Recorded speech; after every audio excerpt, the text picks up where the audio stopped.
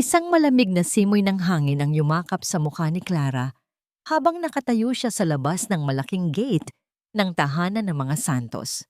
Ang pinto ay nagsara sa kanyang likuran na may tunog na parang pagbagsak ng isang bonfong pangarap. Hinawakan niya ang manipis niyang blusa, ramdam ang panginginig hindi lang ng lamig ng gabi kundi ng takot na bumabalot sa kanyang buong pagkatao.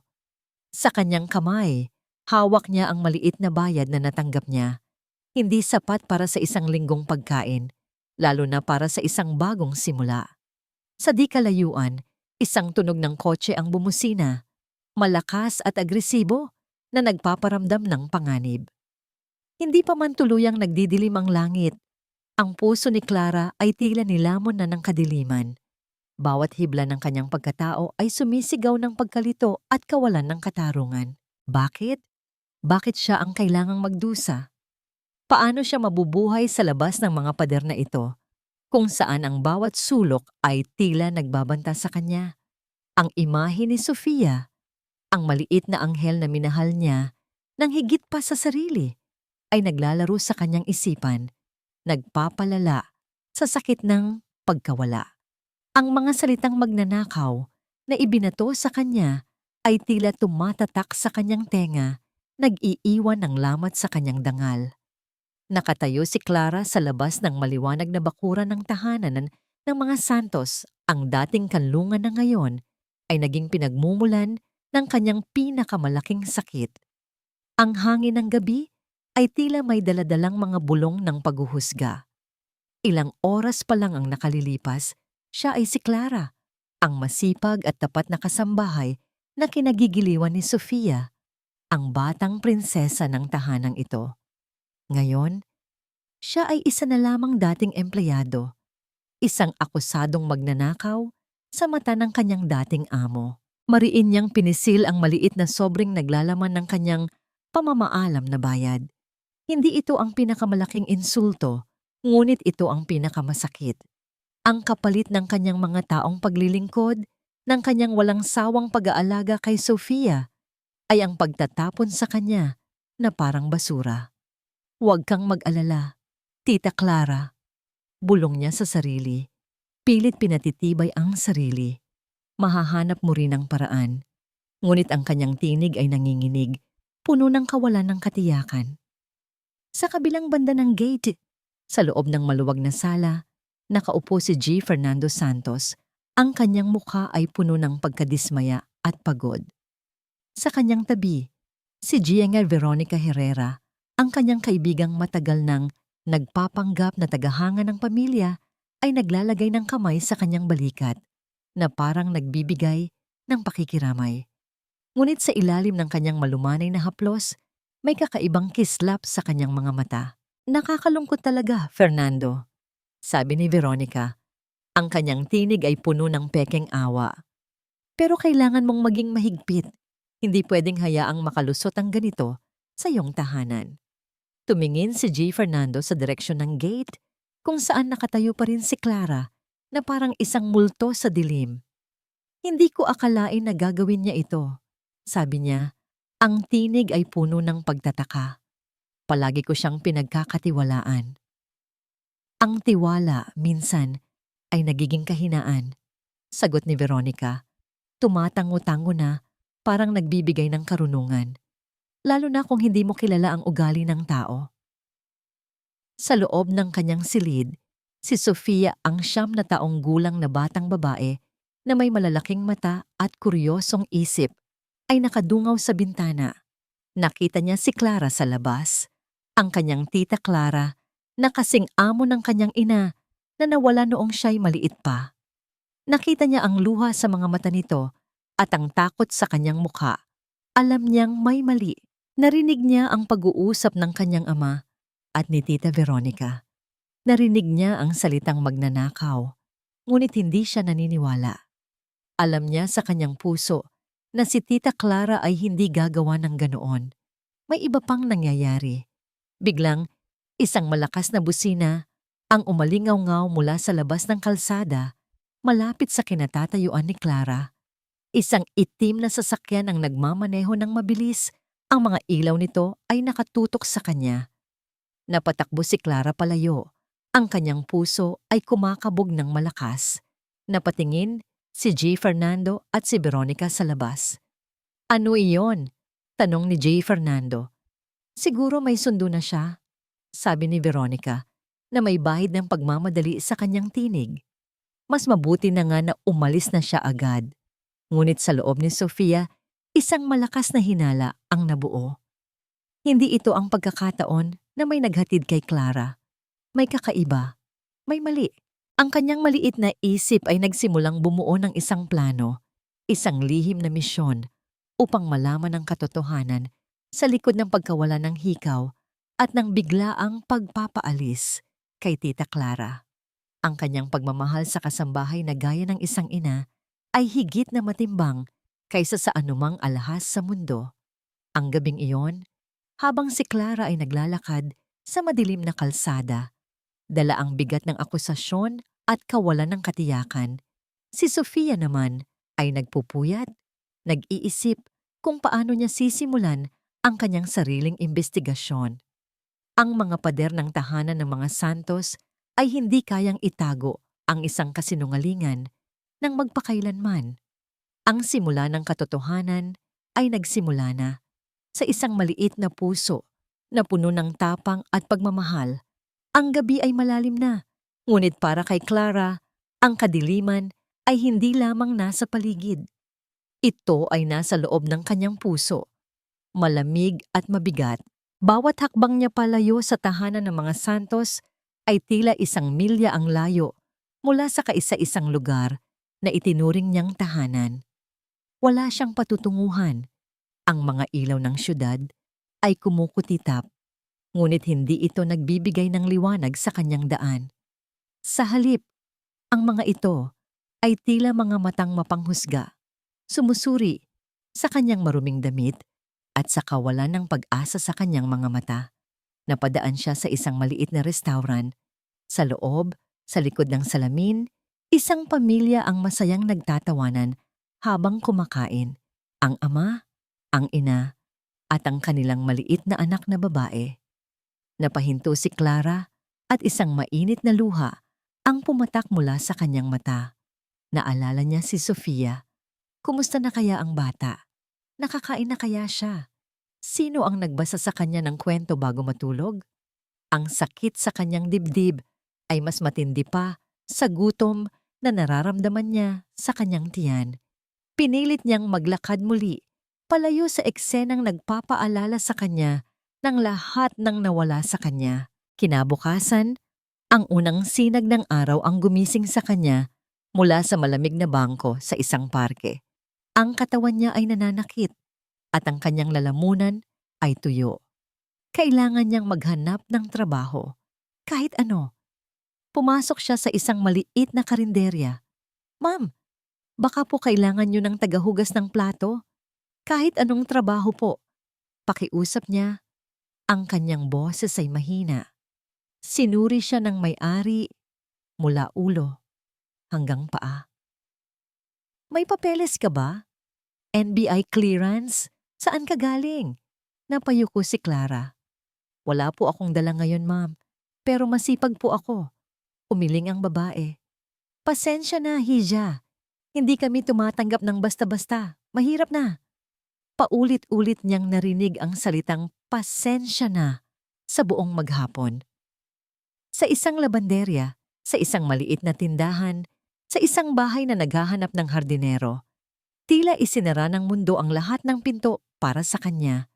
Ang anino ng pagiging isang magnanakaw ay sumusunod sa kanya saan man siya magpunta. Samantala, sa loob ng malaking bahay, si Sofia ay nakadungaw sa bintana ng kanyang silid. Hinihintay niya ang pamilyar na anino ni Tita Clara niya sa hardin, ngunit wala. Ang hardin ay tahimik. Ang buong bahay ay tila nawalan ng kulay. Sofia, anak, bumaba ka na riyan. Kakain na tayo. Tawag ni Fernando mula sa ibaba. Ayoko po, Papa, sagot ng bata. Hindi inaalis ang tingin sa bintana. Bumuntong hininga si Fernando. Mula nang umalis si Clara, naging matamlay ang kanyang anak.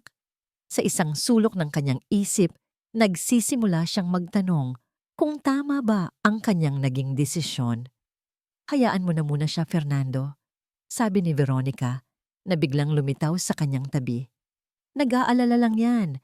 Makakalimutan din niya si Clara. I'm here now. Ako na ang bahala sa inyo. Narinig ni Sofia ang boses ni Veronica. Isang pamilyar na boses na dating nagbibigay sa kanya ng candy. Pero ngayon ay nagdudulot ng kakaibang kaba sa kanyang dibdib. May kung anong hindi tama sa tono nito. May kung anong mali sa paraan ng pagtingin nito kay papa niya. Bumalik si Clara sa parke ng gabing iyon, mas pagod at mas bigo kaysa kahapon. Umupo siya sa ilalim ng isang puno at binuksan ang sobrang bigay ni Fernando. Kumuha siya ng kaunting pera para bumili ng isang pirasong tinapay at isang bote ng tubig. Iyon lang ang kanyang kakainin. Habang nanginunguya niya ang tuyong tinapay, may napansin siyang isang lumang dyaryo na naiwan sa bangko. Ginamit ito para pambalot ng isda, ngunit malinaw pa rin ang headline sa harap na pahina. Kasambahay, nanloko ng amo, mamahaling hikaw, tinangay. Naramdaman ni Clara na tila huminto ang pag-ikot ng mundo. Sa ilalim ng headline, may isang larawan. Malabo ito at kinunan mula sa malayo, ngunit walang duda. Siya iyon. Siya ang nasa larawan. Nabitiwan niya ang tinapay na hawak. Ang kanyang mga kamay ay nagsimulang manginig. Hindi lang siya pinalayas, hindi lang siya inakusahan. Ipinahiya siya sa buong mundo. Ang kanyang pangalan at dangal ay dinurog at ginawang basura. Napahagulhol siya. Ang kanyang mga hikbi ay sinasabayan ng malamig na ihip ng hangin. Sa sandaling iyon, naramdaman niya ang tunay na kahulugan ng pag-iisa. Sa gitna ng maingay na syudad, walang sinuman ang nakakarinig sa kanya. Wala nang pag-asa. Ang mansyon ng mga Santos ay malaki at malawak, ngunit para kay Sofia, ito ay naging isang malamig at walang buhay na lugar. Bawat sulok ay nagpapaalala sa kanya ng mga ngiti at yakap ni Tita Clara niya. Ang halimuyak ng paborito niyang adobo na luto nito ay napalitan ng katahimikan. Hindi siya naniniwala, hindi kailanman. Ang kanyang Tita Clara na nagturo sa kanya kung paano magtali ng sintas ng sapatos at nag-aalaga sa kanya tuwing siya'y may sakit ay hindi isang magnanakaw. Si Tita Veronica ang may kasalanan, bulong niya sa sarili habang nakatanaw mula sa itaas ng hagdan. Sa ibaba, nakikita niya ang kanyang papa at si Veronica na nag-uusap sa sala. Tumatawa si Veronica at ang tawa nito ay parang kaluskos ng tuyong dahon sa pandinig ni Sofia. Hindi totoo at nakakakilabot. Kailangan niyang gumawa ng paraan. Kailangan niyang patunayan na nagsisinungaling si Tita Veronica. Sa isip ng isang 9 na taong gulang, ang plano ay simple, maging isang espiya. Kinabukasan, sinabi ni Veronica na pupunta siya sa mall para mamili. Ito na ang pagkakataon ni Sofia. Nang paalis na ang kotse, mabilis siyang lumabas ng bahay at sumunod sa hardinero na si Mang Lito na magdidilig sana ng halaman malapit sa gate. Mang Lito, pwede po bang magtago muna ako dito sa likod ng mga halaman? Naglalaro po kami ni Papa ng taguan. Pagsisinungaling niya, ngumiti ang matandang hardinero. Sige iha, huwag kang mag-alala. Hindi kita isusumbong. Nagtago si Sofia sa likod ng malalaking halaman. Sapat lang para masilip ang kalsada. Nakita niya ang kotse ni Veronica na huminto sa isang coffee shop, hindi kalayuan sa kanilang bahay. Bumaba si Veronica, hindi para mamili, kundi para makipagkita sa isang lalaking hindi pamilyar kay Sofia. Mukha itong galit habang kausap si Veronica. Hindi niya marinig ang pinag-uusapan, ngunit nakita niya ang pag-abot ni Veronica ng isang makapal na sobre sa lalaki bago ito mabilis na umalis. Bumilis ang tibok ng puso ni Sofia. Bakit kailangang makipagkita ni Tita Veronica ng patago? Sino ang lalaking yon? Nang makabalik si Veronica sa bahay, dala-dala nito ang ilang paper bags mula sa isang mamahaling butik para magmukhang galing talaga siya sa pamimili. Ipinatong niya ang kanyang handbag sa mesa sa sala bago umakyat sa taas para magpalit ng damit. Ito na ang pagkakataon ni Sofia. Dahan-dahan siyang lumapit sa handbag. Ang kanyang puso ay kumakabog na parang tambol. Mali ito. Alam niya, ang paghalungkat sa gamit ng iba ay masama. Pero mas masama ang ginawa nila kay Tita Clara. Para ito sa kanya. Para sa katotohanan. Mabilis niyang binuksan ang bag. Sa loob, nakita niya ang karaniwang gamit ng isang babae. Lipstick, pulbos, pabango. Ngunit sa isang bulsa sa gilid, may nakita siyang isang lukot na papel. Isang resibo. Kinuha niya ito at mabilis na binasa. Hindi ito resibo ng pinamili. Resibo ito mula sa isang sanglaan, isang pawn shop. Nakasulat dito ang isang pangalan na hindi pamilyar sa kanya. Ngunit ang nakakuha ng kanyang atensyon ay ang petsa. Ito ay 2 araw bago pa man mawala ang hikaw ng kanyang lola. At sa ilalim, may nakasulat na deskripsyon ng bagay na isinangla. Isang pares ng hikaw na may maliit na diamante. Hindi ito ang hikaw ng kanyang lola, na malaki at kumikinang. Ngunit bakit nagsasangla si Tita Veronica ng alahas ng palihim? Bigla, narinig niya ang mga yabag ni Veronica pababa ng hagdan. Sa sobrang taranta, mabilis niyang ibinalik ang resibo sa bag, pero sa halip na sa dating bulsa, naisuksok niya ito sa pangunahing bahagi ng bag. Isinara niya ito at tumakbo pabalik sa kanyang silid, humahabol ang hininga. Kinailangan niyang makausap si Tita Clara. Kailangan itong malaman ang kanyang natuklasan. Pero paano? Naalala niya si Leo, ang anak ng kanilang kapitbahay na kalaro niya minsan. Ang ate ni Leo ay nagtatrabaho sa palengke, kung saan madalas mamili si Clara noon. Ito lang ang tanging paraan na naiisip niya.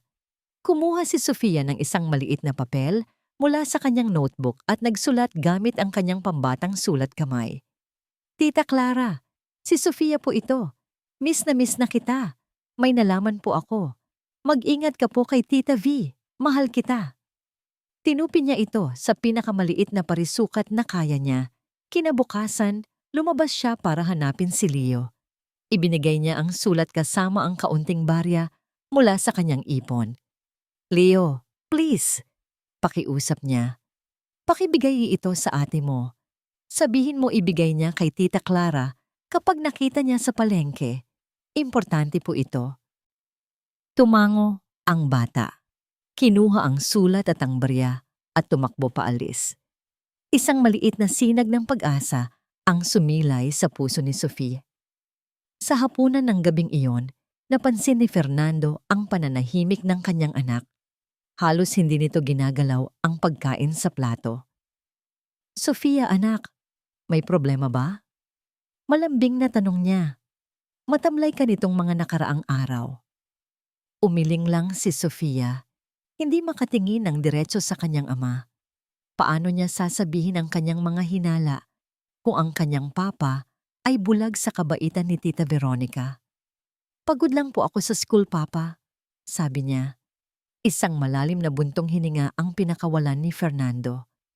Ang lungkot sa mga mata ng kanyang anak ay nagpapaalala sa kanya ng isa pang uri ng kalungkutan noong mga panahong bago dumating si Clara sa buhay nila. Isang kurot ng pagdududa ang nagsimulang tumubo sa kanyang puso. Pagkatapos ng hapunan, habang nagliligpit ng pinagkainan ang bagong katulong, naiwan ni Veronica ang kanyang handbag sa isang upuan sa sala. Pumasok ito sa kusina para kumuha ng tubig. Hindi napigilan ni Sofia ang sarili. Muli siyang lumapit. Baka meron pa siyang makita. Binuksan niya ulit ang bag. Sa pagkakataong ito, kinapa niya ang isang maliit at matigas na bagay sa ilalim ng isa pang bulsa sa gilid. Kinuha niya ito. Isang pirasong pilak na gemelo. Isang cufflink. Nanlaki ang mga mata ni Sofia. Pamilyar na pamilyar ang disenyo nito. May nakaukit na letrang S sa gitna. Ito ang pares ng gemelo na regalo niya sa kanyang papa noong kaarawan nito. At natatandaan niyang labis itong ikinalungkot ng kanyang ama nang mawala ang isang piraso nito. Ilang buwan na ang nakakaraan. Bakit nasa bag ito ni Tita Veronica? Narinig niya ang pagbalik ni Veronica. Mabilis niyang isinoli ang gemelo sa bag, isinara ito, at nagmamadaling tumakbo paakyat sa kanyang silid. Isinara niya ang pinto, at doon, sa kaligtasan ng kanyang kwarto, ang lahat ng piraso ng palaisipan ay nagsimulang magkabit-kabit sa kanyang isipan. Hindi lang ang hikaw. Matagal nang may ginagawang hindi maganda si Tita Veronica. At ngayon, hawak niya ang patunay. Ang bawat araw para kay Clara ay isang pakikipaglaban. Pakikipaglaban sa gutom, sa lamig ng gabi, at higit sa lahat, sa bumabangon na pader ng kawalan ng pag-asa sa kanyang puso. Ang kahihiyan na idinulot ng balita sa dyaryo ay parang isang mabigat na kadena na nakapulupot sa kanyang mga paa, nagpapabagal sa bawat hakbang niya. Isang hapon, habang nakaupo siya sa gilid ng palengke, pagod at halos sukuan na ang paghahanap ng trabaho, isang batang babae ang maingat na lumapit sa kanya. Ito ang kapatid ni Leo. May inabot itong isang maliit at tupi-tuping papel. "Para po sa inyo," mahinang sabi ng bata. "Pinabibigay po." Nagtatakang tinanggap ito ni Clara. Nang buksan niya ang papel, ang kanyang mga mata ay agad na nanlaki. Ang sulat ni kamay, kahit simple at pambata, ay hindi niya maaaring ipagkamali. Ito ang sulat ni Sofia. "Tita Clara, si Sofia po ito. Miss na kita. May nalaman po ako. Mag-ingat ka po kay Tita V. Mahal kita." Paulit-ulit niyang binasa ang mga salita. Bawat letra ay tila isang patak ng mainit na tubig na unti-unting tumutunaw sa yelo na bumabalot sa kanyang puso. Sa gitna ng lahat ng paninisi at pag-abandona, may isang maliit na bata na naniniwala pa rin sa kanya. May isang taong nagmamahal pa rin sa kanya. Hindi niya napigilan ang pag-agos ng kanyang mga luha. Ngunit sa pagkakataong ito, hindi ito luha ng pighati. Ito ay luha ng pasasalamat at ng bagong sibol na pag-asa. Mahigpit niyang hinawakan ang kapirasong papel na yon na para bang ito ang pinakamahalagang kayamanan sa mundo. Ang simpleng mensahe ni Sofia ang naging kanyang kalasag. Dahil sa sulat na yon, muling nagkaroon ng lakas si Clara. Hindi siya pwedeng sumuko. Kailangan niyang lumaban, hindi lang para sa sarili niya, kundi para na rin sa batang nagtitiwala sa kanya. Sa wakas, nakahanap siya ng trabaho sa isang maliit at maingay na karinderya sa isang masikip na eskinita. Ang trabaho ay tagahugas ng plato mula umaga hanggang gabi. Ang sahod ay kakarampot, sapat lang para sa isang maliit na kwartong mauupahan at sa 2 beses na pagkain sa isang araw. Ngunit para kay Clara, ito ay isang biyaya. Ang kusina ay mainit at madulas.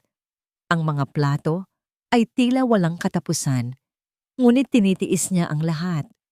Habang naghuhugas, iniisip niya ang mukha ni Sofia at ang pagod ay tila nababawasan. Isang araw, habang siya'y nagpupunas ng mga mesa sa labas, isang mag-inang kumakain ang biglang tumingin sa kanya ng masama. Hindi ba't siya yung nasa dyaryo?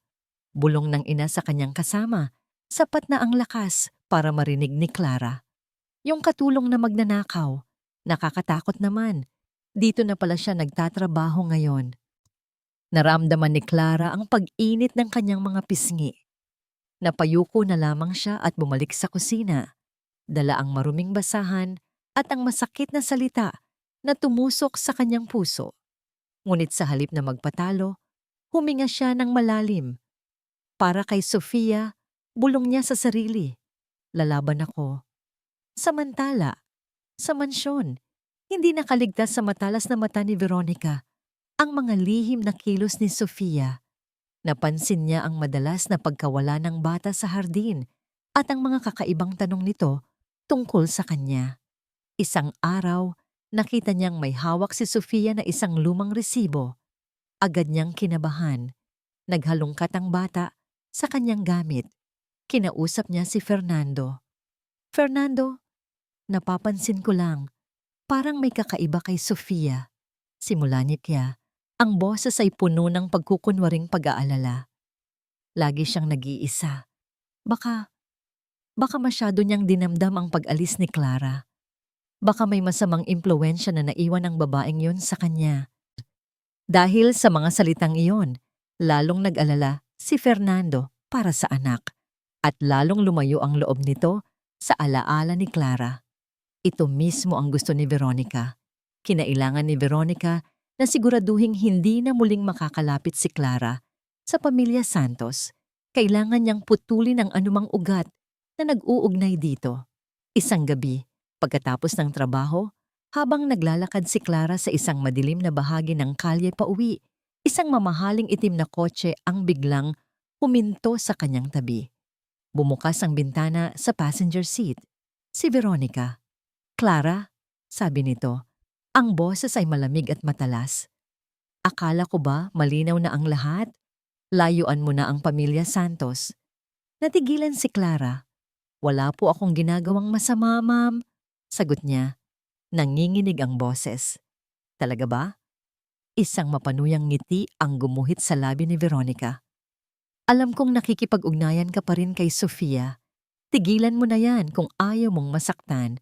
May mga aksidenteng nangyayari sa mga taong hindi marunong sumunod sa usapan."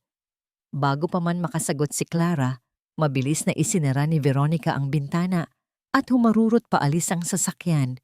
Iniiwan si Clara na nanginginig sa takot at galit. Pinilit niyang pakalmahin ang sarili at nagpatuloy sa paglalakad. Ang pagbabanta ni Veronica ay umalingaw-ngaw sa kanyang isipan, ngunit sa halip na matakot, mas lalo siyang naging determinado. Hindi siya papatinag. Ilang metro pa lang ang nalalakad niya nang may marinig siyang ugong ng isang papalapit na sasakyan mula sa kanyang likuran. Mabilis. Napakabilis. Lumingon siya at nasilaw sa dalawang bilog na ilaw na direktang nakatutok sa kanya. Ang makina ay umuungol na parang isang mabangis na hayop. Wala siyang oras para tumakbo. Wala siyang mapupuntahan. Napapikit na lamang siya. Hinihintay ang pagtama. Isang nakabibinging tunog ng preno ang pumunit sa katahimikan ng gabi. Naramdaman niya ang malakas na ihip ng hangin. Pagmulat niya ng mata, ang sasakyan ay huminto. Ilang pulgada na lang mula sa kanya. Pagkatapos ay mabilis itong umatras at humarurot palayo sa dilim. Naiwan si Clara na nakasalampak sa kalsada. Ang kanyang mga tuhod ay nanginginig at hindi makatayo. Ang kanyang puso ay dumadagundong sa kanyang dibdib. Hindi iyon aksidente. Iyon ay isang babala. Isang malinaw na mensahe. At sa unang pagkakataon, naramdaman niya ang tunay na panganib. Ang takot ay hindi kailanman naging bahagi ng mundo ni Sofia. Ngunit pagkatapos niyang matuklasan ang gemelo ng kanyang ama sa bag ni Veronica, isang kakaibang kilabot ang nagsimulang gumapang sa kanyang sistema. Si Tita Veronica ay hindi lang basta masama. Siya ay mapanganib. Itinago niya ang gemelo sa ilalim ng kanyang kama sa loob ng isang maliit na kahon kung saan niya inilalagay ang kanyang mga pinakamahalagang kayamanan. Ito ang kanyang alas, ang kanyang sikreto. Ngunit ang resibo mula sa sanglaan at ang gemelo ay hindi pa sapat. Alam niyang hindi maniniwala ang kanyang papa sa kanya kung ito lang ang ipapakita niya. Kailangan niya ng mas matibay na ebidensya. Nagsimula siyang maging mas mapagmasid. Pinakikinggan niya ang bawat usapan sa telepono ni Veronica. Tinitingnan niya ang bawat taong dumarating sa bahay para bisitahin ito. Naging anino siya sa sarili niyang pamamahay. Isang hapon, habang nag-aayos ng mga lumang gamit sa library ang kanyang ama, naisipan niyang tumulong. Ang kanyang tunay na pakay, hanapin ang mga lumang photo albums ng pamilya. "Papa, pwede ko po bang tingnan yung mga pictures natin noong baby pa ako?" Paalam niya. Ngumiti si Fernando. "Oo naman, anak. Kunin mo doon sa ilalim na estante." Kinuha ni Sofia ang makapal at maalikabok na album. Umupo siya sa sahig at isa-isang binuklat ang mga pahina. Nandoon ang mga larawan niya kasama ang kanyang mama, ang mga kaarawan niya, ang mga unang Pasko nila. At sa halos lahat ng mahahalagang okasyon, naroon din si Veronica, laging nakangiti sa tabi ng kanyang ama. Huminto siya sa isang partikular na larawan. Kuha ito noong nakaraang taon sa isang family gathering. Nakatayo sa gitna ang kanyang lola, ang ina ni Fernando. At sa leeg nito, suot-suot nito ang kumikinang na hikaw na may diamante. Ang hikaw na nawawala. Tinitigan niya ang larawan ng mabuti. Sa likuran, malapit sa may hardin, nakatayo si Veronica, kausap ang isang lalaki. Ang lalaking iyon, pamilyar ang kanyang mukha. Iyon ang lalaking kamiting ni Veronica sa coffee shop. Mabilis niyang isinara ang album at nagdahilang may kukunin sa kanyang kwarto para maitago ang kanyang pagkabigla. Sino ang lalaking iyon? At bakit lagi siyang malapit kay Veronica? Naisip ni Sofia na kailangan niya ng tulong. Hindi niya ito kayang mag-isa. May isang tao siyang naisip, si Tita Elena, ang kapatid ng kanyang papa. Si Tita Elena niya ay isang abogado, matalino, at hindi basta-basta naniniwala sa sabi-sabi. At higit sa lahat, alam niyang hindi nito masyadong gusto si Veronica. Humingi siya ng permiso sa kanyang ama na tumawag sa kanyang Tita Elena para kumustahin ito. Pumayag naman si Fernando. Tita Elena, simula ni Sofia sa telepono, sinigurado niyang walang ibang nakakarinig. May itatanong lang po sana ako. Ano yon, munting prinsesa? Malambing na sagot ng kanyang tiyahin. May kilala po ba kayong lalaki na kaibigan ni Tita Veronica? Lagi po silang magkasama dati. Paglalarawan niya sa hitsura ng lalaki, natahimik sandali si Elena sa kabilang linya. Ang tinutukoy mo ba ay si Mr. Ramirez? Isang businessman. Bakit mo natanong? Wala lang po. Nakita ko lang po siya sa lumang picture. Pagsisinungaling ni Sofia. Pagkatapos ng tawag, ginamit ni Sofia ang tablet na regalo sa kanya ng ama. Hinanap niya ang pangalang Mr. Ramirez sa internet. Lumabas ang ilang artikulo. Isa siyang negosyante, ngunit ang mga balita ay hindi maganda. Puno ito ng mga ulat tungkol sa mga nabigong negosyo, malalaking utang, at mga kaso ng panloloko. Mas lalong lumakas ang kutob ni Sofia. Ano ang kinalaman ng isang taong may masamang reputasyon kay Tita Veronica niya? Sa kabilang banda, si Fernando ay nagsisimula na ring makaramdam ng pag-aalinlangan. Ang patuloy na kalungkutan ni Sofia at ang tila pagiging sobrang mapagkontrol ni Veronica ay nagsimulang bumagabag sa kanya. Bakit tila ayaw ni Veronica na pag-usapan ang tungkol kay Clara? Bakit tila gusto nitong burahin ang lahat ng alaala ng dating kasambahay? Isang gabi, habang naghahalongkat ng mga dokumento sa kanyang home office, may nahulog na isang maliit na bagay mula sa isang lumang folder. Isang butones. Isang maliit na puting butones. Naalala niya. Ito ang butones mula sa uniforme ni Clara. Nalaglag ito noong araw na pinaalis niya ito, malapit sa pinto ng kanyang kwarto kung saan nawala ang hikaw. Pinulot niya ito noon at isinilid sa folder at tuluyan ng nakalimutan. Pinagmasdan niya ang butones sa kanyang palad. Isang simpleng bagay, ngunit tila may dala itong mensahe. Bakit nasa sahig ang butones na ito? Napigtas ba ito dahil sa pagmamadali? O dahil may nagpumilit? Isang maliit na piraso ng ebidensya na binaliwala niya noon. Ang pagdududa na dati isang maliit na binhi lamang ay nagsimula ng mag-ugat sa isipan ni Fernando. Habang abala ang lahat sa kani-kanilang mga iniisip, si Veronica ay may sariling pinoproblema. Narinig niya ang pag-uusap ni Sofia at ng kanyang Tita Elena sa telepono. Alam niyang malapit nang mabuking ang kanyang mga sikreto. Kailangan niyang kumilos. Kailangan niyang patahimikin ang lahat ng maaaring magsalita. Kinuha niya ang kanyang cellphone at nagdial ng isang numero. Ramirez, sabi niya sa kabilang linya. Ang kanyang boses ay walang bahid ng pag-aalala. Bagkus ay puno ng utos. May problema tayo. Kailangan na nating tapusin ang usapan natin kay Clara at siguraduhin mong sa pagkakataong ito, hindi na siya makakapagsalita pa. Kahit kailan. Ang katahimikan sa mansyon ng mga Santos ay naging isang mabigat na kumot para kay Fernando. Dati, ang bahay ay puno ng mga tawa ni Sofia. Madalas ay dahil sa mga laro at kwento ni Clara. Ngayon, ang tanging naririnig niya ay ang mahinang tunog ng telebisyon at ang pilit na pakikipag-usap ni Veronica na tila ginagawa ang lahat para punan ang katahimikang iniwan ni Clara. Ngunit hindi ito napupunan. Lalo lang itong lumalalim. Nakikita niya ang pagbabago sa kanyang anak.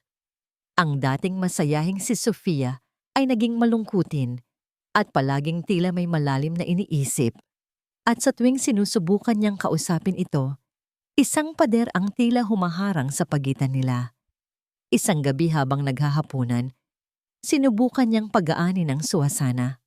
Sofia, naisip ko lang, baka gusto mong mag-hire tayo ng bagong kasama sa bahay? Isang tulad ni, isang masayahin para may kalaro ka. Bago pa man makasagot si Sofia, mabilis na sumingit si Veronica at may kakaibang tala sa boses nito. Fernando, ano ka ba? Bakit pa natin pag-uusapan ang babaeng iyon? We are better off without a thief in this house. Hayaan mo nang makalimutan ng bata. Natigilan si Fernando, hindi dahil sa sinabi ni Veronica, kundi sa paraan ng pagkakasabi nito. May halong galit, may pagmamadali. Bakit ganoon na lamang ang reaksyon niya sa simpleng pagbanggit ng pangalan ni Clara? I just want my daughter to be happy again, Veronica. Mahinahon niyang sagot, ngunit ang kanyang mga mata ay nagsusuri. Mula noon, hindi na maalis sa isip ni Fernando ang eksenang iyon. Ang maliliit na bagay ay nagsimulang magkaroon ng ibang kahulugan. Ang sobrang pagiging protective ni Veronica kay Sofia. Ang pag-iwas nito sa anumang tanong tungkol sa araw na nawala ang hikaw. Kinagabihan, hindi siya mapakali. Pumasok siya sa kanyang home office at binuksan ang drawer kung saan niya itinago ang ilang mga lumang papeles. Doon, sa ilalim ng lahat, naroon ang maliit na puting butones na napulot niya. Pinagmasdan niya itong muli. Galing ito sa uniforme ni Clara. Naalala niya, nakita niya ito sa sahig, malapit sa kanyang aparador, hindi sa may pintuan. Ang kwento ni Veronica ay pumasok si Clara sa kwarto at naghalungkat. Ngunit kung nagmamadali itong magnakaw, bakit ito mag-iiwan ng bakas? Ang isang magnanakaw ay maingat. Ang isang taong napagbintangan o itinulak, iyon ay ibang usapan. Isang ideya ang nabuo sa kanyang isipan. Isang ideya na ayaw niyang paniwalaan, ngunit hindi niya mapigilang isaalang-alang. Kinabukasan, sinabi ni Veronica na may pupuntahan siyang charity meeting sa isang hotel. Ngunit may kung anong nagsasabi kay Fernando na hindi iyon totoo. Sa isang desisyon na hindi niya akalaing gagawin, sinundan niya ito. Pinanatili niya ang distansya. Sapat lang para hindi siya mapansin. Ngunit hindi sa isang hotel tumuloy si Veronica. Huminto ang kotse nito sa isang halos walang taong parking lot ng isang lumang gusali. Ilang sandali pa, isang lalaki ang lumapit sa sasakyan nito. Ang lalaki ay mukhang magagalitin at hindi mapakali. Mula sa layo, hindi marinig ni Fernando ang usapan, ngunit kitang-kita niya ang tensyon sa pagitan ng dalawa. Nakita niya ang pagtaas ng boses ng lalaki. At bago ito umalis, may inabot si Veronica na isang sobre. Pagkatapos, mabilis na pinaharurot ni Veronica ang kanyang sasakyan paalis. Sino ang lalaking yon? At anong laman ng sobre? Hindi ito kilos ng isang taong galing sa isang charity meeting. Ito ay kilos ng isang taong may itinatago. Ang kanyang pagdududa ay isa ng malakas na sigaw sa kanyang isipan. Kailangan niyang malaman ang totoo. At may isang tao lang siyang pwedeng kausapin. Nagtanong-tanong siya. Sa hardinero. Sa guard. At hindi nagtagal, Nalaman niya kung saan nagtatrabaho si Clara. Nang marating niya ang maliit na karinderya, tila nanikip ang kanyang dibdib. Nakita niya si Clara sa loob, pawisan at pagod, nagbubuhat ng isang bunton ng maruruming plato. Payat ito at tila mas tumanda sa loob lamang ng ilang linggo. Nakita niya kung paano ito sinigawan ng isang customer dahil sa natapong tubig. Nakita niya ang pagyuko nito, ang pagtanggap sa kahihiyan. Hindi ito ang kilos ng isang magnanakaw na nagpapasasa sa kanyang ninakaw. Ito ang larawan ng isang taong dinurog ng kawalan ng katarungan. Hinintay niyang matapos ang shift nito.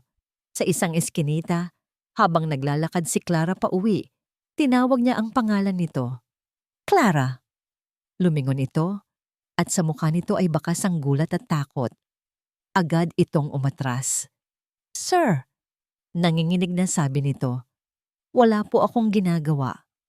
Alam ko, sagot ni Fernando. Ang kanyang boses ay mas malumanay na ngayon. Hindi ako naparito para mang-away. May gusto lang akong itanong. Lumapit siya ng kaunti.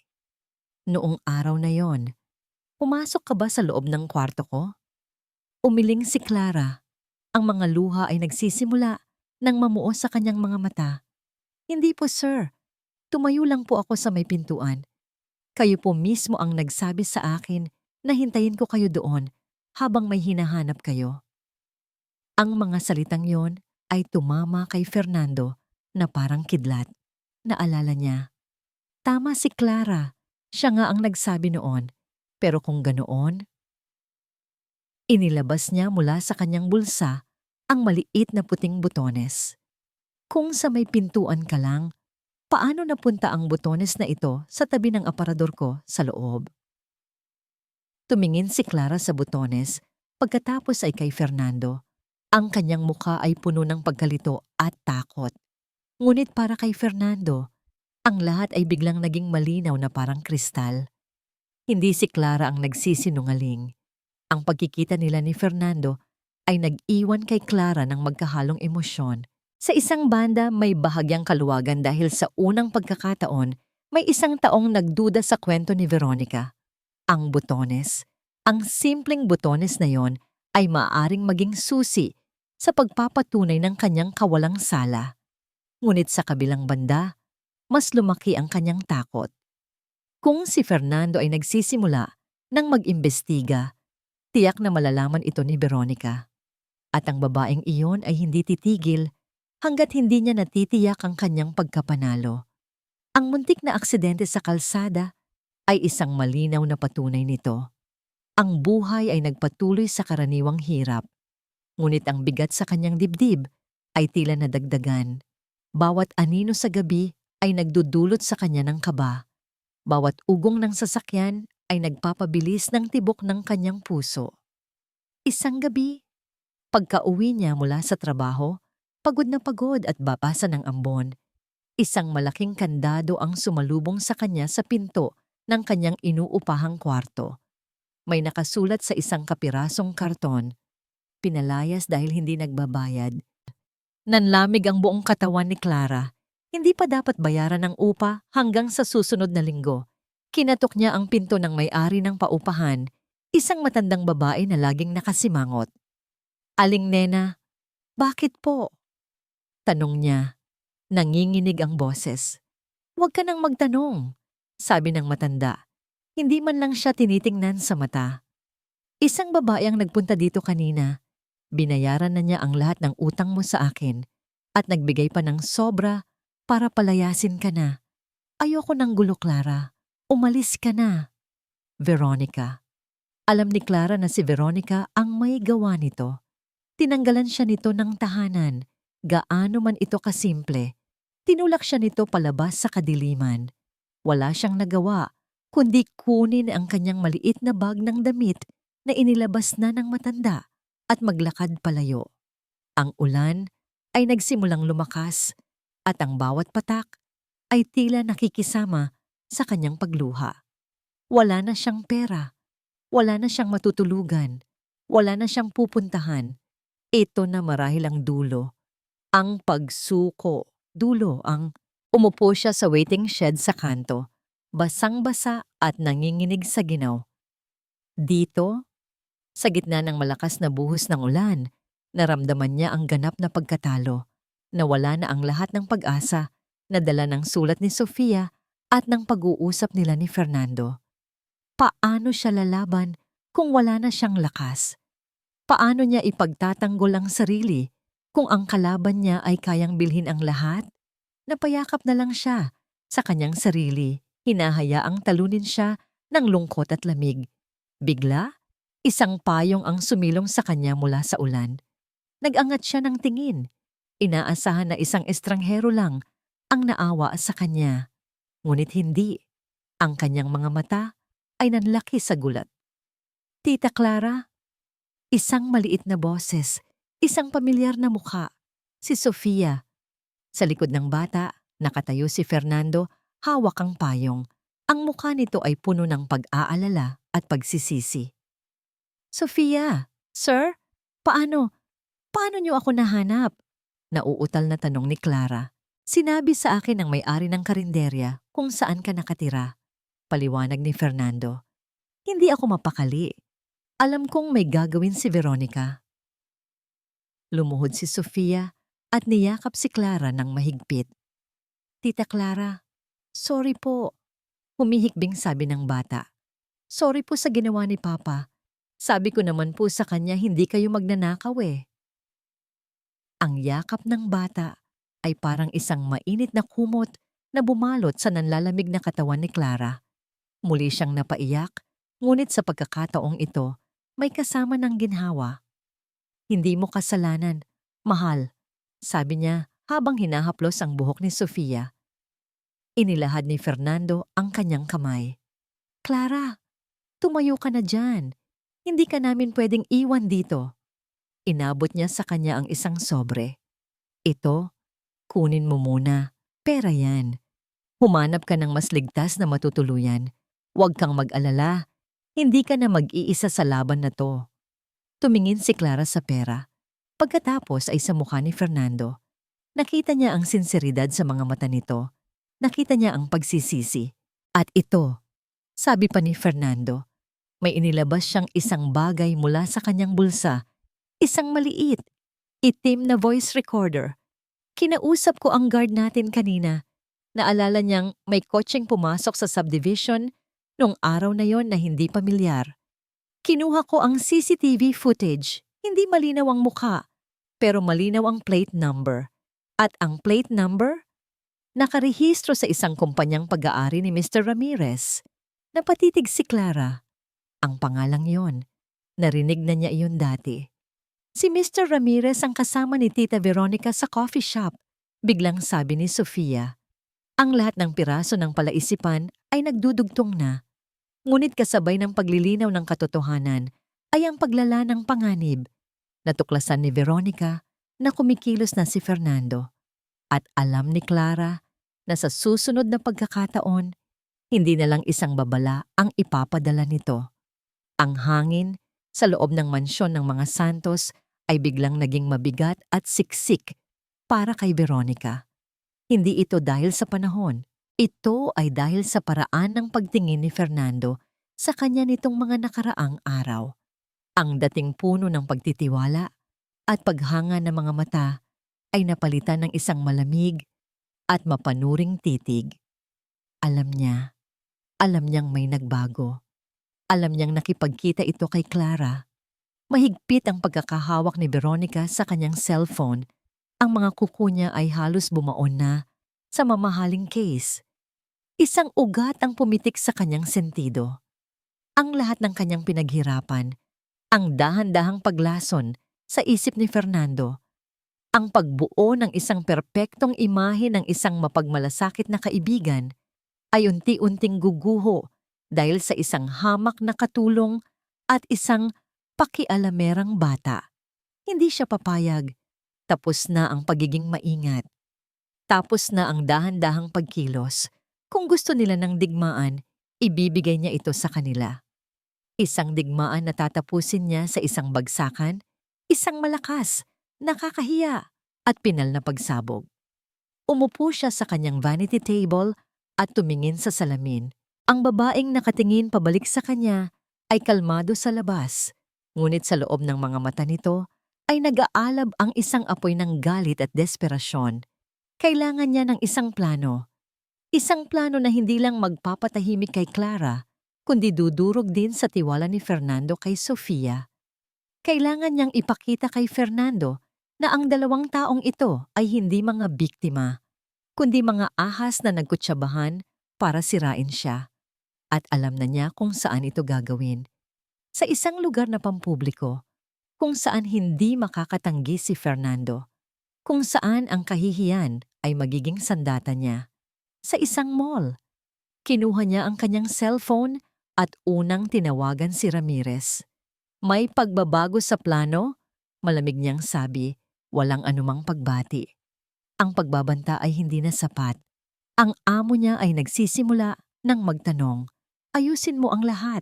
Kailangan kong siguraduhin na pagkatapos ng araw na ito, hindi na kailanman gugustuhin ni Fernando na marinig pa ang pangalan ni Clara. Ano ang gusto mong gawin ko? Tanong ng magaspang na boses sa kabilang linya. Wala kang gagawin sa kanya, pa, sagot ni Veronica. Ang kailangan ko ay isang ebidensya, isang pekeng sulat na mukhang galing kay Clara para kay Sofia na nagsasabing magkita sila para kunin ang huling bayad mula sa pagpapanggap na biktima. O di kaya'y isang recording, gumawa ka ng paraan at ihanda mo ang sarili mo. Tatawag ako ulit mamaya. Ibinaba niya ang tawag bago pa man makasagot si Ramirez. Sunod, kinuha niya ang isang burner phone na palagi niyang dala. Nag-type siya ng isang mensahe para kay Sofia. Alam na alam kung paano kukunin ang atensyon ng bata. Sofia, alam kong gusto mong tulungan si Tita Clara mo. May paraan para maibalik siya sa inyo at mabigyan ng magandang buhay, malayo sa gulo. Kung gusto mong malaman kung paano, magkita tayo bukas ng hapon sa food court ng San Lazaro Grand Mall. May isang party doon para sa kanya. Huwag kang magsasabi kahit kanino, lalo na sa papa mo. Ito ay sorpresa para sa kanya. Ngumisi si Veronica. Ang salitang sorpresa at ang pangako ng pagtulong kay Clara ay isang pain na hindi kayang tanggihan ng isang bata. Ang huling bahagi ng plano ay ang pinakakritikal. Si Fernando. Nilapitan niya ito sa library. Ang kanyang mukha ay maingat na binalutan ng lungkot at pag-aalala. Fernando, sabi niya, ang kanyang boses ay bahagyang nanginginig. May kailangan kang malaman at natatakot ako na masasaktan ka. Agad na tumingin si Fernando mula sa librong binabasa. Ano yon, Veronica? Ilang araw na akong hindi mapakali. May mga naririnig ako, mga impormasyon tungkol kay Clara at kay Sofia. Huminto siya na para bang nahihirapang sabihin ang mga salita. Mukhang ginagamit lang ni Clara ang bata para makakuha ng pera mula sa'yo. Nagpapanggap siyang biktima para kaawaan mo. Kumunot ang noo ni Fernando. That's a serious accusation, Veronica. Alam ko, sabi niya. Ang kanyang boses ay tumaas ng bahagya para ipakita ang kanyang pagkabalisa. At ayoko sanang paniwalaan, pero may magkikita raw sila bukas para sa huling bayaran. Fernando, kailangan mong makita ito para sa sarili mo, para matauhan ka sa panlolokong ginagawa nila sa likod mo. Hinawakan niya ang kamay ni Fernando. Sa San Lazaro Grand Mall, bukas ng hapon, sasamahan kita. Kahit masakit, kailangan mong harapin ang katotohanan. Nakita niya ang pag-aalinlangan sa mga mata ni Fernando, ngunit nakita rin niya ang takot. Takot na baka totoo ang sinasabi niya. At ang takot na yon ang gagamitin niya. Kinabukasan naroon na si Veronica sa mall bago pa man ang takdang oras. Inayos na niya ang lahat. Nasa kanya na ang pekeng ebidensya na gawa ni Ramirez. Isang sobre na may lamang malaking halaga ng pekeng pera at isang sulat. Ang entablado ay handa na. Ang mga aktor ay paparating na. Umupo siya sa isang mesa Nakitang-kita ang buong lugar. Kinuha niya ang kanyang cellphone at ipinadala ang huling mensahe, ang huling tulak sa kanyang plano. Ito ay para kay Fernando. Nandito na sila, Fernando. Magkasama. Bilisan mo. Oras na para malaman mo ang katotohanan. Ibinaba niya ang cellphone sa mesa. Isang malamig at kontentong nangiti ang sumilay sa kanyang mga labi. Sa loob ng ilang minuto, ang lahat ay matatapos. Si Clara ay mawawala ng tuluyan. Si Sofia ay mawawalan ng kredibilidad. At si Fernando, sa wakas, ay magiging kanya ng mag-isa. Hawak ni Sofia ang cellphone sa loob ng bulsa ng kanyang bestida. Malamig ang pawis sa kanyang mga kamay at ang bawat ingay sa loob ng maingay na food court ng San Lazaro Grand Mall ay tila isang malakas na dagundong sa kanyang tainga. Ang text na natanggap niya ay malinaw, isang sorpresa para kay Tita Clara niya. Ngunit alam niyang hindi ito isang masayang sorpresa, ito ay isang patibong. Sinabi niya ito sa kanyang papa kagabi. Ipinakita niya ang text, ang gemelo, at ang resibo mula sa sanglaan. Nakita niya ang gulat at unti-unting galit sa mukha ng kanyang ama. Sa wakas, naniwala ito sa kanya. At magkasama, binuo nila ang isang simpleng plano. Sundin ang gusto ni Veronica. Ngunit sa pagkakataong ito, sila ang may hawak ng mga baraha. Hanapin mo si Clara, sabi ng kanyang ama bago sila maghiwalay sa entrance ng mall. Ako na ang bahala sa iba. Huwag kang matakot, anak. Nandito lang ako. Inikot ni Sofia ang kanyang paningin. Ang daming tao. Ang daming pamilyang masayang kumakain. At sa isang sulok, malapit sa isang water fountain, nakita niya ito. Nakaupo si Clara sa isang bangko, nakayuko, at tila takot na takot. Ang suot nitong damit ay simple, malinis ngunit halatang lumana. Mabilis na tumakbo si Sofia palapit dito. Tita Clara! Napatingala si Clara at nang makita niya si Sofia, isang mabilis na ngiti ang sumilay sa labi nito bago napalitan ng pag-aalala. Agad itong tumayo at niyakap ng mahigpit ang bata. Sofia, anong ginagawa mo dito? Delikado dito. Bulong nito, ang boses ay nanginginig. Si Papa po ang nagsabi sa akin na pumunta. Sagot ni Sofia, gumanti ng yakap. Sinabi rin po niya sa inyo, di ba? Sabi niya, kailangan na nating tapusin ito. Tumango si Clara. Oo, pero natatakot ako para sa'yo. Huwag po kayong matakot, tita. Magkasama po tayo. Habang magkayakap sila, isang pamilyar na anino ang tumabon sa kanila. Dahan-dahan silang lumingon. Nakatayo si Fernando sa kanilang harapan. Ang kanyang mukha ay seryoso, walang emosyon, na parang isang hukom na handa nang dinggin ng isang kaso. Hindi siya tumingin kay Clara, kundi kay Sofia. Isang bahagyang tango lang ang ibinigay niya, isang senyas na alam na ng bata ang kahulugan. Magsisimula na. Kasunod nito, mula sa kabilang direksyon, ay ang dahan-dahang paglakad ni Veronica. Ang kanyang mga hakbang ay puno ng kumpiyansa. Ang kanyang ngiti ay matamis, ngunit nakakakilabot. Nakasuot ito ng isang eleganteng pulang damit na para bang siya ang bida sa isang palabas. Fernando, darling, nandito ka na pala. Sabi nito, ang boses ay malambing, ngunit ang mga mata ay matalim na nakatitig kina Clara at Sofia.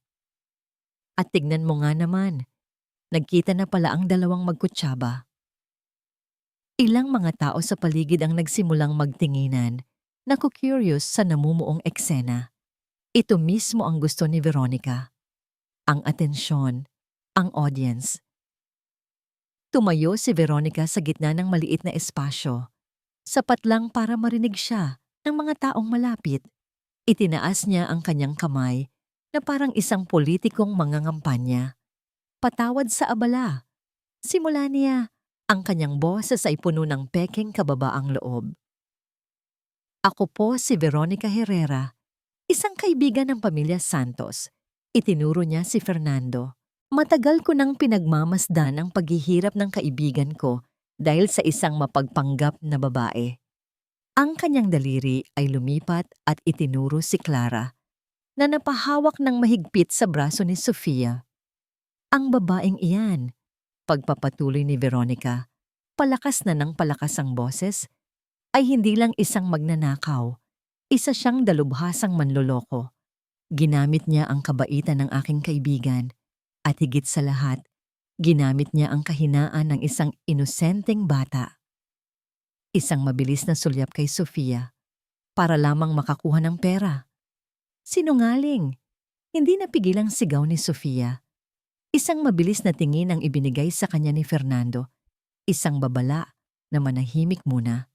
Ngumiti lang si Veronica. Kita niyo na?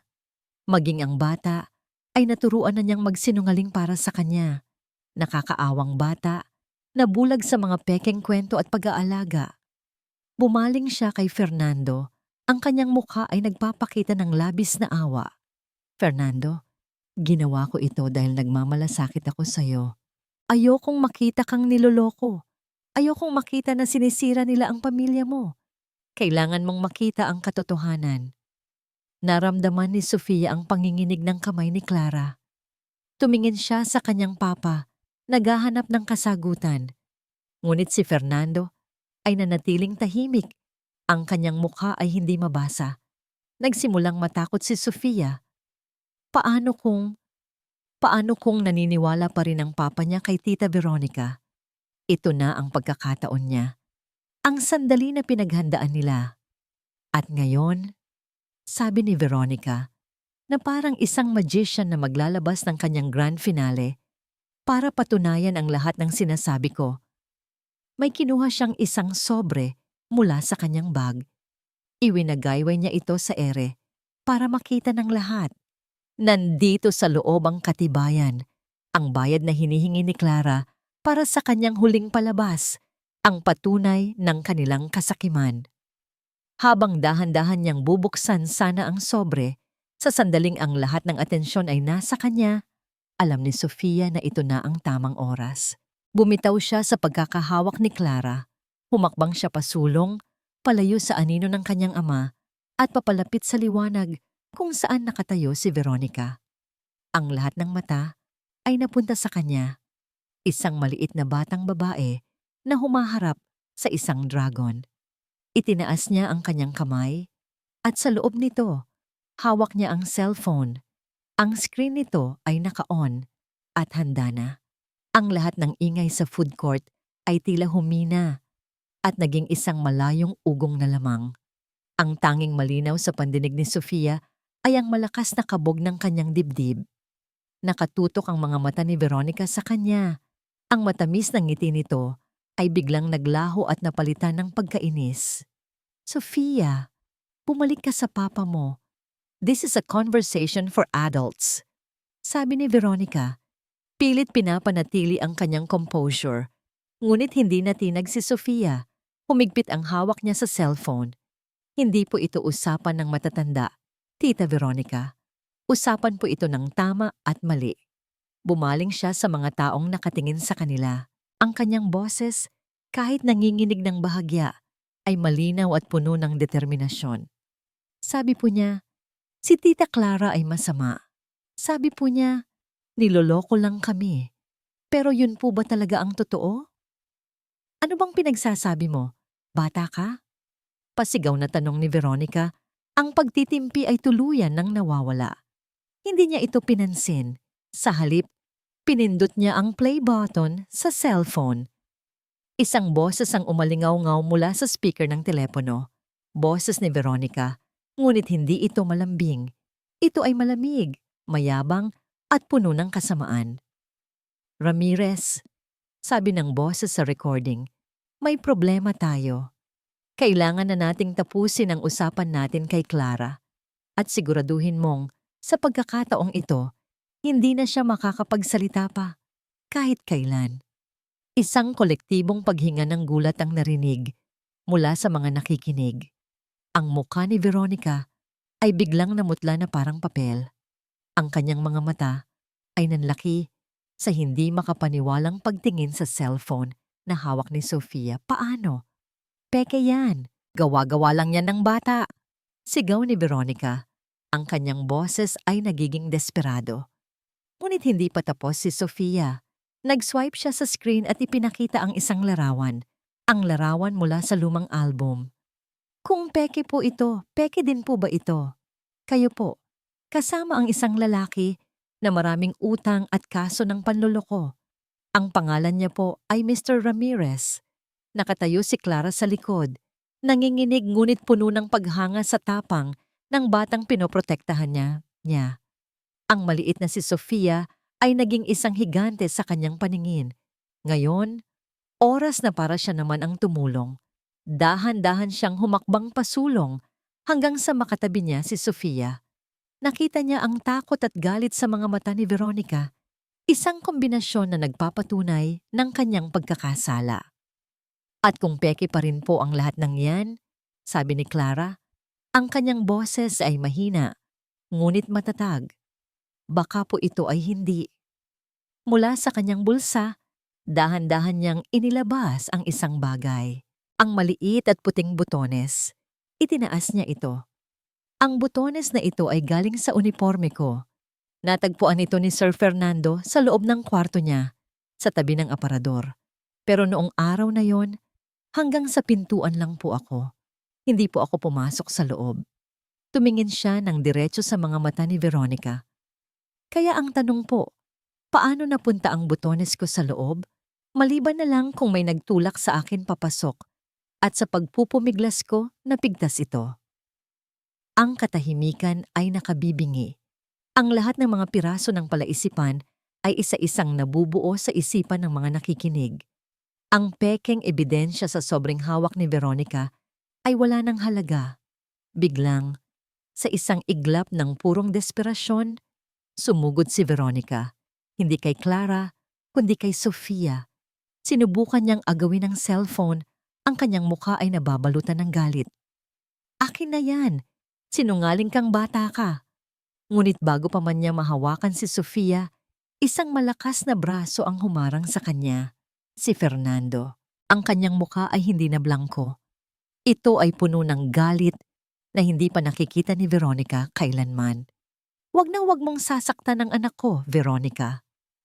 Ang bawat salita ay mabigat at puno ng yelo. Hinawakan niya ng mahigpit ang braso ni Veronica at sa unang pagkakataon, nakita ni Veronica ang tunay na Fernando. Isang amang poprotektahan ang kanyang anak hanggang sa kahuli-hulihang hininga. Paano mo nagawa ito? Tanong ni Fernando. Ang boses niya ay nanginginig sa pinipigilang galit.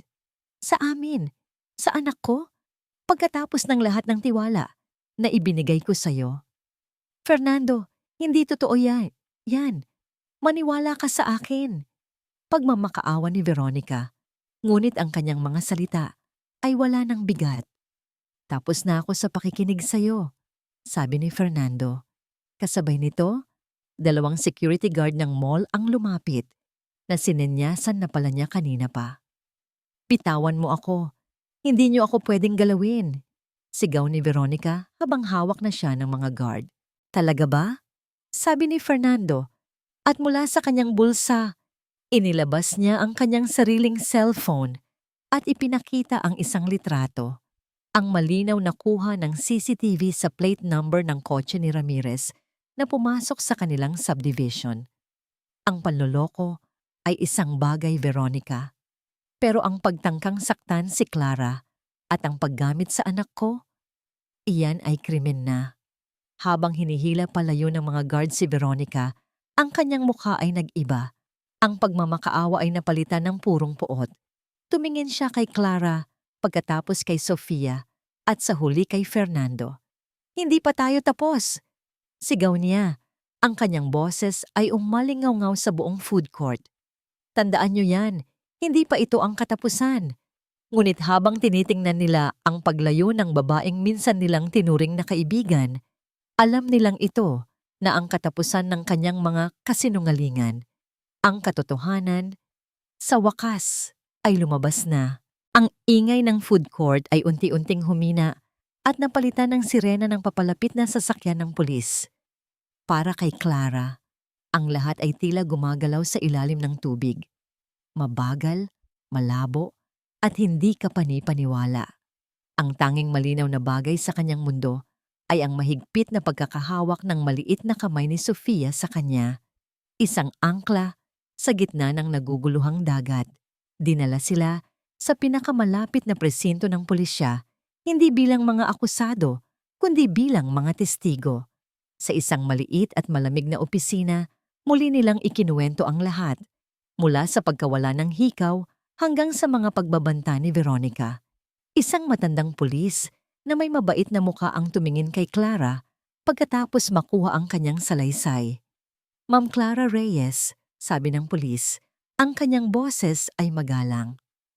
Base sa mga ebidensya, ang recording, ang CCTV footage at ang testimonya ni Mr. Santos, malinaw na biktima ka lang sa isang masalimuot na plano.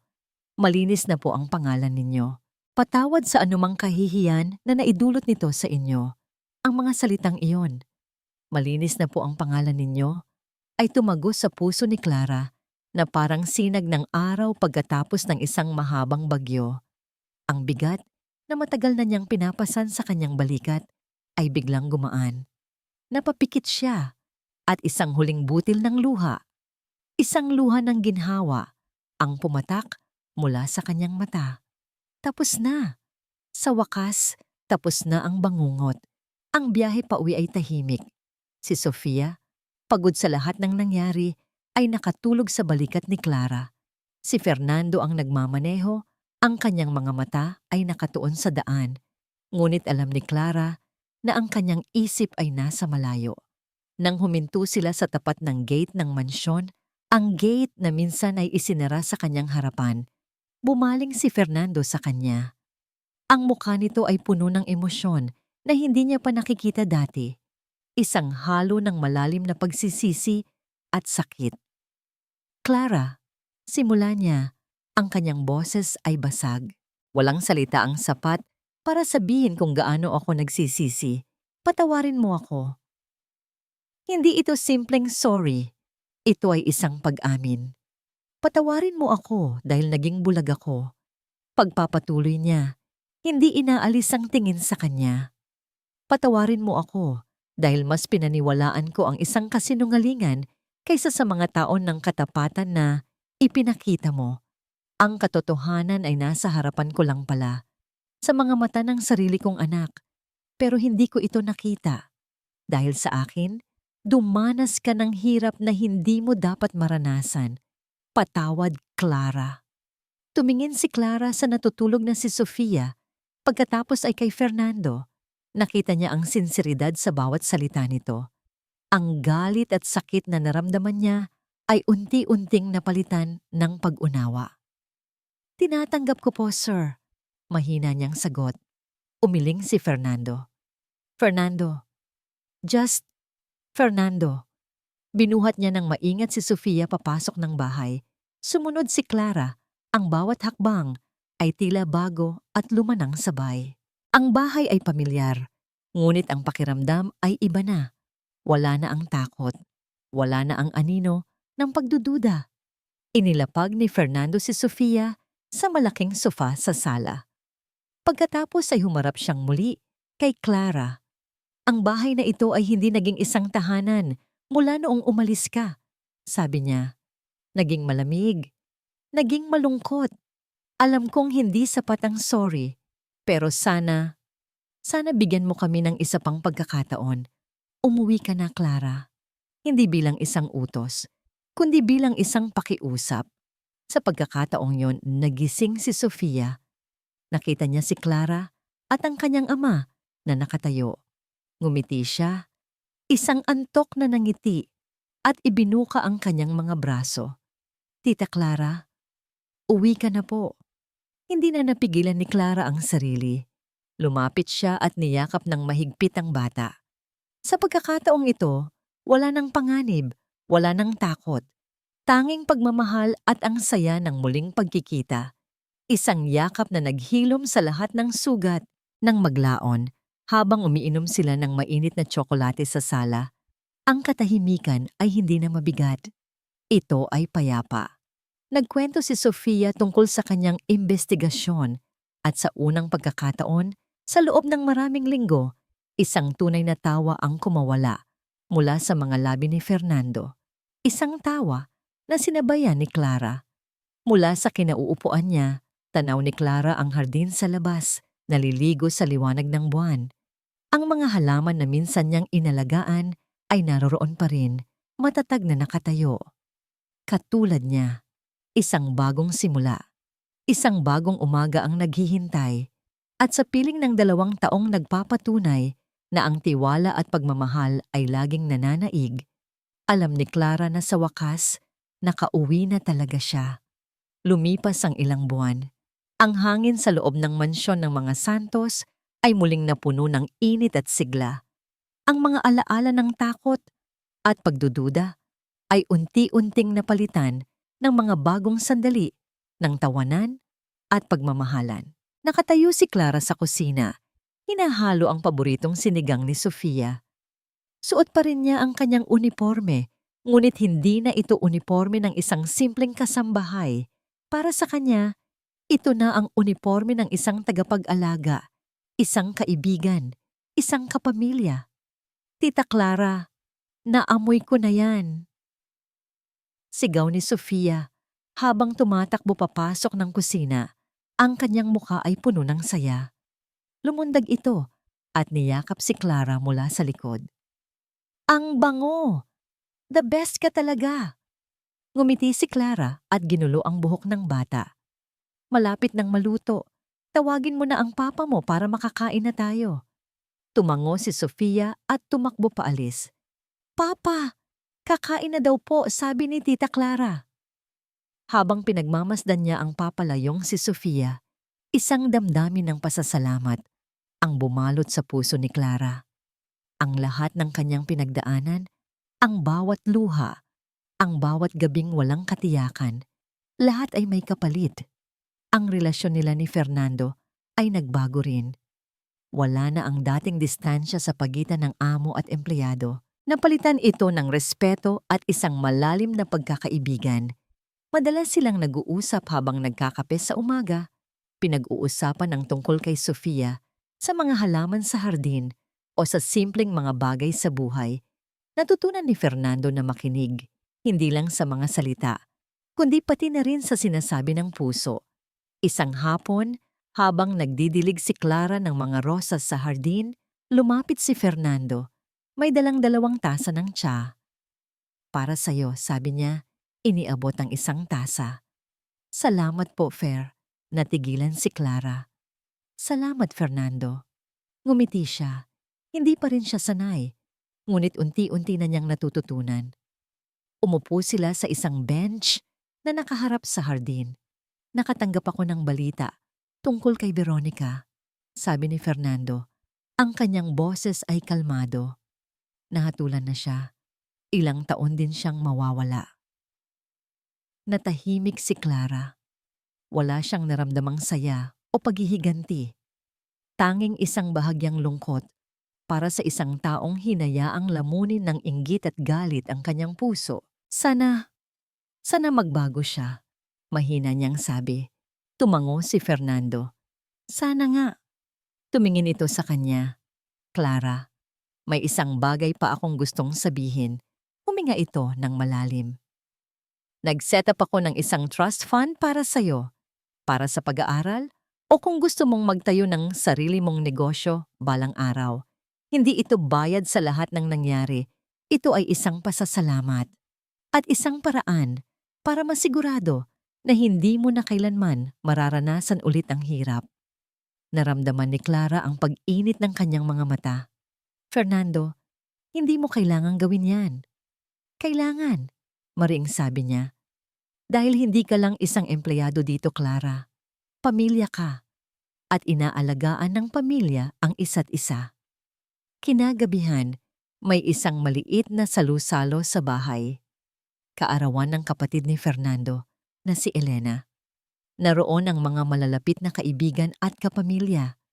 Sa pagkakataong ito, hindi si Clara ang nagsisilbi sa mga bisita. Nakaupo siya sa mesa, katabi ni Sofia at kaharap ni Fernando, isa sa mga panauhing pandangal. Pinagmamasdan niya ang masayang paligid, ang mga tawanan, ang mga kwentuhan. Nakita niya si Sofia na masayang nakikipaglaro sa mga pinsan na pamwa nito. Nakita niya si Fernando na nakikipag-usap sa mga kapatid nito. Isang tunay na ngiti ang nasa mga labi. Lumingon si Fernando sa kanya mula sa kabilang dulo ng mesa at ngumiti. Isang nangiting puno ng pasasalamat at respeto. Ngumiti rin siya pabalik. Lumabas siya sandal sa balkonahe para damhin ang malamig na hangin. Mula roon, tanaw niya ang kumikinang na mga ilaw ng syudad. Ang syudad na minsan ay naging napakalupit sa kanya. Ngayon ay tila isang magandang tanawin na lang. Naalala niya ang kanyang sarili. Ilang buwan na ang nakalipas. Takot, nag-iisa, at walang pag-asa. Hindi niya akalain na makakarating siya sa puntong ito. Sa isang lugar kung saan nararamdaman niyang ligtas siya at minamahal. Ang ganda ng gabi, no? Napalingon siya. Napalingon. Si Fernando nakatayo sa kanyang tabi. Oo, sagot niya. Napakaganda. Tumingin sila pareho sa kalangitan na puno ng bituin. Salamat, Clara, sabi ni Fernando. Salamat sa pagtuturo mo sa akin kung ano ang tunay na kahulugan ng katapatan. At salamat sa pagbabalik ng nangiti sa mga labi ng anak ko. Napatingin si Clara sa loob, sa direksyon ni Sofia. Siya po ang nagbigay sa akin ng lakas para lumaban. Sabi niya, ang kanyang puso ay puno ng pagmamahal. Doon, sa ilalim ng tahimik na kalangitan, naintindihan ni Clara ang lahat. Ang buhay ay hindi tungkol sa kung ano ang mayroon ka o kung saan ka nanggaling. Ito ay tungkol sa kabutihan ng iyong puso at sa pagmamahal na kaya mong ibigay at tanggapin. At kahit gaano pa kadilim ang daan, ang isang pusong puno ng pagmamahal ay palaging makakahanap ng liwanag. Palagi itong makakahanap ng daan pauwi. At dito nagtatapos ang kwento ng pag-asa, katatagan, at pagmamahal nina Clara, Sofia at Fernando. Sa bawat isa sa inyo na sumubaybay, mula sa unang patak ng luha ni Clara hanggang sa huling ngingiti ng tagumpay, maraming salamat. Isang karangalan ang samahanin kayo sa paglalakbay na ito. Habang isinusulat ko ang bawat kabanata, kasama ninyo akong nakaramdam ng pighati, ng galit, at ng walang sawang pag-asa na dala ng katapangan ng isang bata. Ang kwentong ito ay isang paalala na gaano man kadilim ang mga pagsubok, ang liwanag ng katotohanan at kabutihan ay palaging mananaig. Isang paalala na ang tunay na pamilya ay hindi laging nakabase sa dugo, kundi sa pusong handang magmalasakit, magtiwala, at magpatawad. Sana ay may napulot kayong inspirasyon mula sa katatagan ni Clara, sa tapang ni Sofia, at sa pagbangon mula sa pagkakamali ni Fernando. Ngayon, nais ko namang marinig ang inyong kwento. Ano ang aral na pinakanatutunan ninyo? Anong eksena ang pinakatumatak sa inyong puso? Mangyaring iwanan ang inyong mga saloobin sa comment section sa ibaba. Bawat isa ay mahalaga at binabasa ko. Muli, mula sa kaibuturan ng aking puso, maraming salamat sa inyong oras at pakikinig. Hanggang sa muli nating pagsasama sa susunod na kwento ng pag-ibig at buhay. Nagmamahal, Kwentong Pag-ibig Pic.